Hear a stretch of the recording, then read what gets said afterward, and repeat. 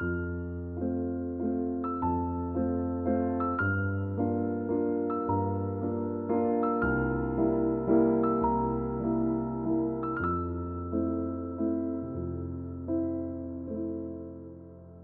m'appelle Amélie, j'ai 28 ans, je suis auteure, scénariste et la créatrice du compte Instagram Hellopecia.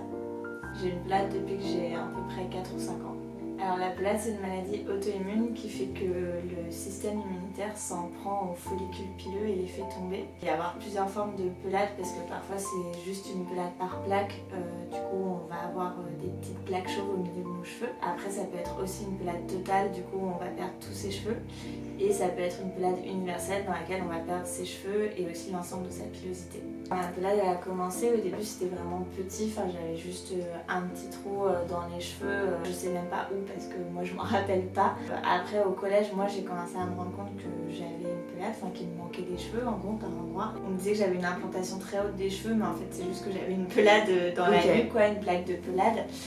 Donc je m'attachais pas trop les cheveux par exemple et j'avais des petites plaques en fait souvent souvent à la base plutôt au niveau des oreilles, tout ça. Donc elles étaient toujours masquées par le reste des cheveux que j'avais. J'ai toujours eu dans mon adolescence assez de cheveux pour cacher mes plaques de pelade du coup.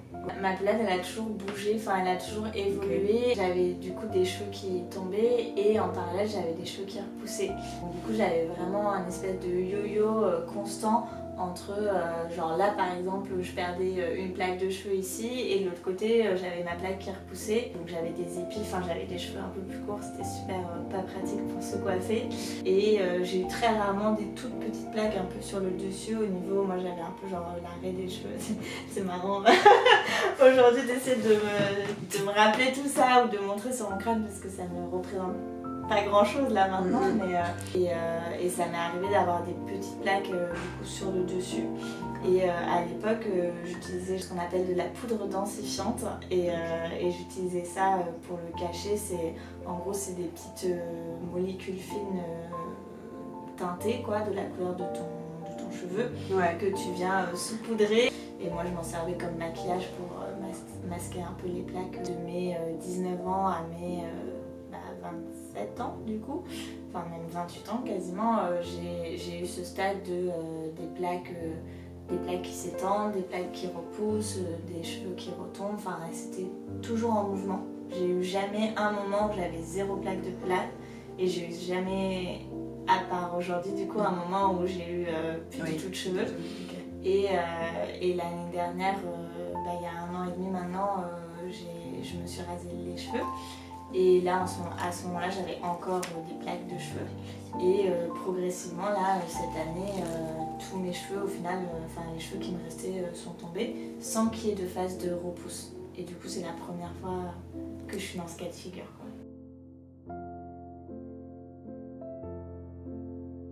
Les gens étaient peu au courant, donc il n'y avait pas grand monde qui suivait, qui savait comment ça évoluait. Et c'est ça qui était aussi très dur, je pense, pour moi, c'était parce que déjà c'était secret pour moi d'avoir cette pelade, mais en plus de ça, toutes les émotions que ça me faisait vivre, je pouvais pas les partager parce que les gens étaient pas au courant de ce que j'avais. Donc quand par exemple une situation me mettait mal à l'aise à cause de la pelade, j'étais pas capable de dire là ça va pas parce que j'ai peur que ma pelade se voie. Et du coup je restais dans cet inconfort là un peu constamment, ce qui était je m'en rends compte après coup, pas super agréable à vivre. Et j'avais quelques amis et des gens de ma famille qui étaient au courant forcément, mais c'était pas un truc dont je parlais beaucoup, j'étais très pudique. En général, à chaque fois que je parlais d'alopécie, à chaque fois que moi je disais voilà j'ai une pelade, je perds mes cheveux, ça m'est peut-être arrivé 2 fois en tout dans ma vie qu'on me dise ah oui je sais ce que c'est, ou ah oui je connais. Ça m'est arrivé une fois où quelqu'un avait ça aussi et du coup j'étais en mode quoi. Elle savait du coup parce qu'elle avait vécu ça, mais du coup moi-même j'étais un peu choquée entre guillemets de découvrir que quelqu'un d'autre avait ça, parce qu'au bout d'un moment tu crois que t'es un peu seule dans ton truc quoi. Et sinon non, les gens connaissaient pas les termes alopécie ou pelade et pour les gens le fait de perdre ses cheveux n'était pas une option entre guillemets quoi, n'était pas quelque chose par laquelle on pouvait passer dans sa vie, quoi. En soi, même moi, j'avais pas conscience que je pouvais perdre tous mes cheveux. Enfin, je pense que je l'ai jamais conscientisé quand j'étais jeune. En fait, j'étais tellement focus sur la hantise que les gens découvrent ces plaques chauves que je pensais même pas à qu'est-ce qui va se passer. Enfin, pour moi, empirer, c'était pas forcément devenir complètement chauve, c'était juste que mes plaques s'agrandissent assez pour qu'elles se voient, quoi, que je puisse plus les cacher.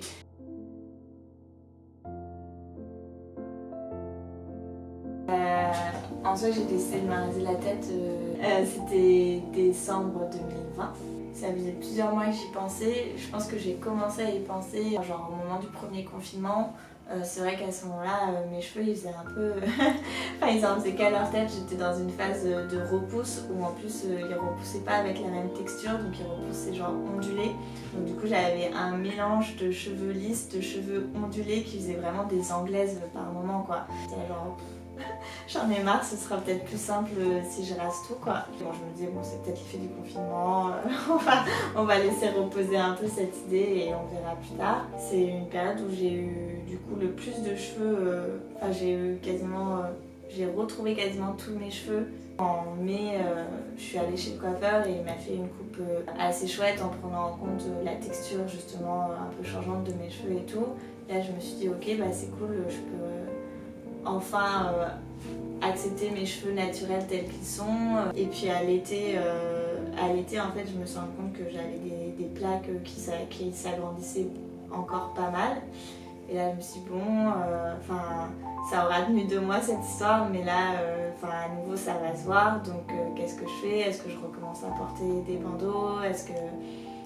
Qu'est-ce que je fais en gros à ce moment-là? J'étais chez ma cousine en vacances et ça faisait déjà plusieurs fois que j'en parlais et qu'on me disait ah non mais si t'en parles c'est que tu vas le faire et tout et genre oui peut-être on verra et chez ma cousine on en parlait un peu comme une blague et c'est elle qui m'a dit bah vas-y viens on le fait là maintenant et j'étais genre ok ok allons-y c'est un peu genre maintenant ou jamais quoi si j'ai pas cette impulsion là grâce à elle je pense que je peux y réfléchir encore très longtemps à est-ce que je le fais ou pas.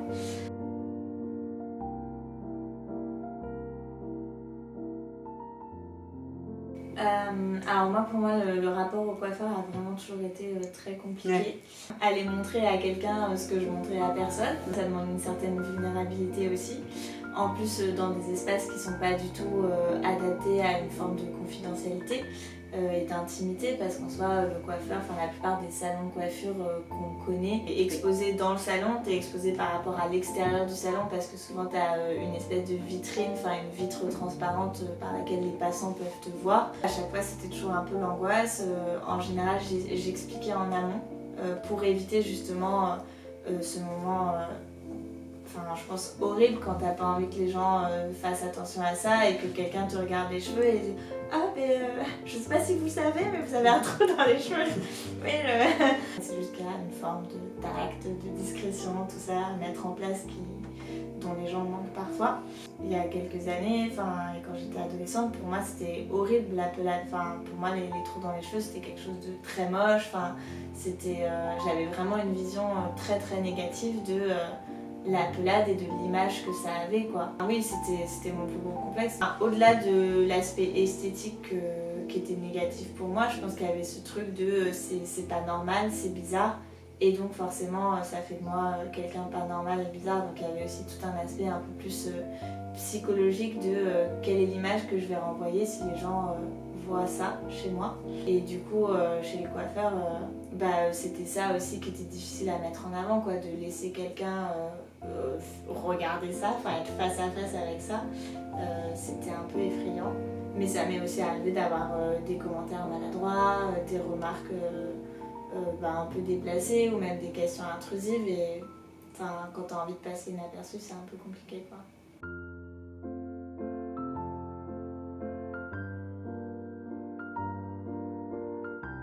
En soi, le fait de me raser la tête, ça a été vraiment tout un parcours vraiment d'acceptation parce que j'étais plus confrontée à ma pelade, mais j'étais vraiment confrontée à une nouvelle image de moi. J'étais prête à voir différemment. Avant, quand je voyais mon apparence, mes cheveux, mes trous dans les cheveux, je voyais vraiment que ma pelade, je voyais vraiment que la perte de cheveux et du coup, c'était douloureux pour moi. Après m'être rasé la tête, je voyais plus la perte de cheveux en fait, je voyais juste moi, le crâne rasé. Certes, j'avais encore des trous dans les cheveux, ils étaient carrément visibles. J'avais pas une lecture négative de cette apparence quoi. C'était plus une question effectivement d'identité, de ok voilà, je ressemble à ça. Qu'est-ce que je pense de cette fille-là que je vois dans le miroir? Est-ce que je me trouve belle encore? Est-ce que je me sens prête à sortir dans la rue comme ça? Et du coup, ça a été un peu tout un cheminement par rapport à ça. Parce qu'au début, franchement, au début, la réponse à est-ce que je me trouve belle, c'était genre, je sais pas. Enfin, genre, c'est un peu bizarre. Je me suis jamais vue comme ça, sans cheveux. Et du coup, c'est moi sans être moi. Donc de là à me trouver belle, il y a encore des étapes, je pense. Et ça, j'avais un peu un rapport, j'étais un peu comme une étrangère et il a fallu apprivoiser ça aussi. Et c'est pas de la réconciliation, mais c'est plus genre m'adapter à cette nouvelle image et à l'apprivoiser quoi. Il y a eu vraiment effectivement cette première étape de moi face à moi. Qu'est-ce que je ressens par rapport à cette nouvelle image et comment je me sens dans mon corps, dans mes baskets, dans tout ça. Rapidement, je l'ai montré à ma famille, à mes amis et j'avais un peu cette appréhension de ok, ils me connaissent depuis des années avec mes cheveux, mais c'était la première fois qu'ils allaient me voir sans cheveux comme moi. Tout le monde a plutôt bien réagi en soi. J'ai mis du temps à partager justement la nouvelle sur les réseaux sociaux, parce que je l'avais filmée et je savais que je voulais partager cette vidéo, mais j'ai mis du temps parce que j'avais besoin, j'avais pas envie d'avoir les réactions de plein de gens justement tout de suite sur moi en fait. J'avais pas besoin d'entendre ah mais tu restes belle ou machin, j'avais pas besoin d'être rassurée sur tout ça et j'avais besoin d'arrêter de voir ça comme un truc bizarre pour pouvoir après me confronter au regard extérieur d'inconnus. Je savais que j'allais être regardée comme une curiosité un peu, je m'en doutais fortement en tout cas et c'était le cas, ça a été le cas et du coup j'avais besoin de moi ne pas me regarder comme une curiosité avant de pouvoir accepter que les autres me regardent bizarrement. Aujourd'hui j'ai cette apparence un peu atypique et clairement ça me vaut beaucoup de regards dans la rue et tout ça. Souvent les gens s'étonnent un peu de mon apparence, ce qui peut être parfois oppressant, parfois pas très agréable et tout. Après, il peut y avoir aussi des bons côtés, c'est que au moins les gens se rappellent de moi en général. Et du coup, j'en fais un peu une force entre guillemets dans le milieu professionnel par exemple, parce que moi je suis scénariste et du coup c'est aussi beaucoup de rencontres. Et par exemple récemment, j'ai fait pas mal de festivals. J'établis un premier contact avec quelqu'un. Après c'est plus facile parce que la personne va se rappeler de qui je suis grâce à mon apparence quoi. Et donc ça. Oui, c'est un truc où tu peux dire autant en jouer et autant que ça serve à quelque chose, mais comme n'importe qui a une apparence qui sort un peu des standards pourrait en jouer quoi.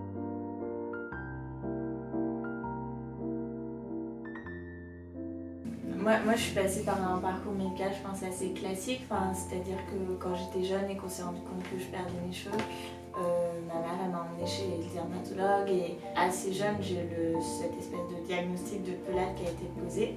Quand j'étais au lycée je me rappelle que j'étais très démunie face à la pelade et je cherchais des informations sur internet et tout, je trouvais pas. Et j'avais trouvé un centre spécialisé dans la chute de cheveux et j'habitais pas à Paris et du coup j'avais dit à ma mère il y a ça à Paris, moi j'aimerais y aller quoi, j'aimerais rencontrer un spécialiste de ce truc là. Et en fait j'avais été très déçue parce que le spécialiste il m'avait dit tout ce que je savais déjà quoi, que oui c'était une pelade, qu'on pouvait essayer de traiter pour stimuler la repousse mais qu'en gros il n'y avait rien à faire pour empêcher les cheveux de tomber. Pendant longtemps j'ai cherché des solutions médicales et tout ça et à traiter, à guérir entre guillemets, parce que à l'époque pour moi guérir ça voulait dire ne plus avoir de pelade quoi. Je pense que ça m'a beaucoup fatiguée aussi, c'est de résoudre un problème quoi, et donc ça renvoie aussi l'image que t'as un problème, que c'est un problème de perdre tes cheveux, mais au bout d'un moment j'en ai eu marre aussi d'essayer des traitements et j'avais pas envie de mettre ma santé pas en danger non plus, mais j'avais pas envie de me rendre malade pour des traitements qui n'allaient pas empêcher la chute quoi. Parce que les traitements pour la pelade c'est à base de corticostéroïdes et d'autres choses aussi, enfin il y a plein de traitements différents. Il y a des solutions très coûteuses ou un peu expérimentales et moi je sais qu'à une période j'étais prête à tout ça, tu vois, et du coup au bout d'un moment c'est du temps, c'est de l'énergie, c'est de l'argent et pour moi il n'y a même pas de guérison en fait parce que pour moi c'est pas une maladie au sens propre du terme parce que je suis en bonne santé. Une maladie a ce côté où justement on va chercher à guérir, on va chercher à solutionner un problème. Et moi je suis à un stade où en fait non, perdre ses cheveux c'est pas un problème, c'est une particularité, c'est une différence et c'est quelque chose qui peut toucher tellement de gens que en fait on pourrait juste peut-être accepter qu'il y a des gens qui ont peu ou pas de cheveux et que ce soit que ça rentre dans la normalité d'une certaine manière quoi.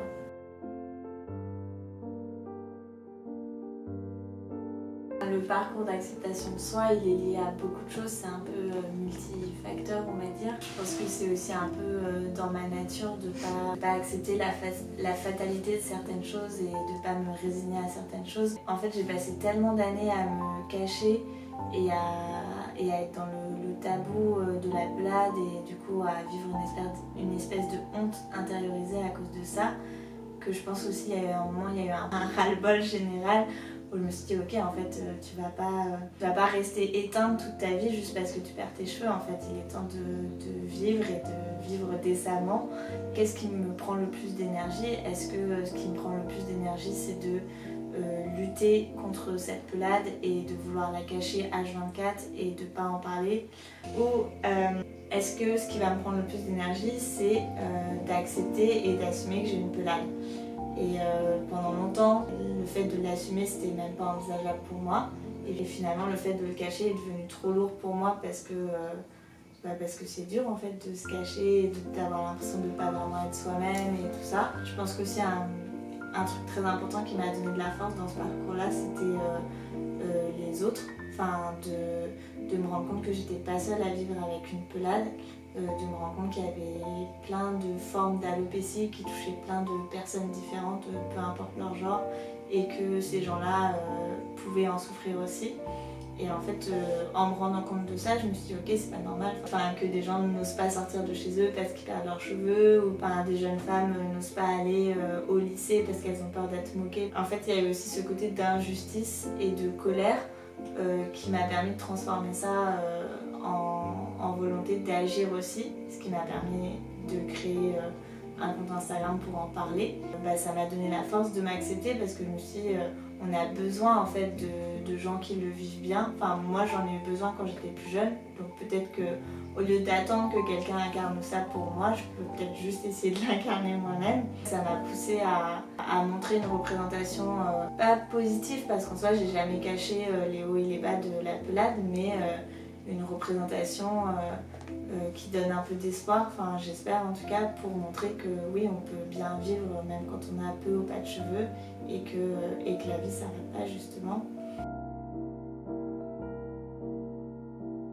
Pendant longtemps j'étais dans cette démarche de la pelade est un problème à résoudre et du coup vu que la pelade c'était moi, je me suis dit c'est moi qu'il faut résoudre entre guillemets. Il y a 3-4 ans quand je suis retournée voir une thérapeute, une psychologue, c'était à cause de la pelade, c'était parce que mes plaques s'étendaient et je me suis dit ça fait des années qu'on me dit que c'est psychosomatique ou que c'est le stress ou que c'est je ne sais quoi, donc c'est que le problème doit venir de moi et que moi-même je crée cette pelade. Donc vraiment j'étais allée voir la psy en me disant peut-être que si je vais bien dans ma tête j'aurai plus de pelade. Mais tu sais il y a ce côté où tu te dis oui ça va pas si mal dans ma vie, mais tu perds tes cheveux et tout le monde te dit que si tu perds tes cheveux c'est que ça va pas bien. Tu finis par te dire ok je dois aller mal si je continue à perdre mes cheveux. Au final avec ma psy ce qu'on a travaillé c'était qu'est-ce qui me faisait peur dans l'image que la pelade renvoyait de moi, qu'est-ce qui me faisait peur dans le regard des gens, dans leur jugement, pourquoi j'avais besoin de cacher cette pelade aussi. Et du coup on n'a jamais cherché à traiter un mal-être lié à la pelade quoi. Et au final tu vois cette dernière année c'était une année remplie de plein de choses, mais en tout cas mentalement parlant, en termes de santé mentale, de thérapie, j'ai fait beaucoup de travail sur moi et je me sens relativement apaisée. Et pourtant j'ai perdu tous mes cheveux. Et tu vois, et c'est l'année où je perds tous mes cheveux, où je me suis jamais sentie aussi bien entre guillemets. Et du coup je me dis oui en fait Enfin, ces histoires de tu vas pas bien donc tu perds tes cheveux, ça veut rien dire, je pense.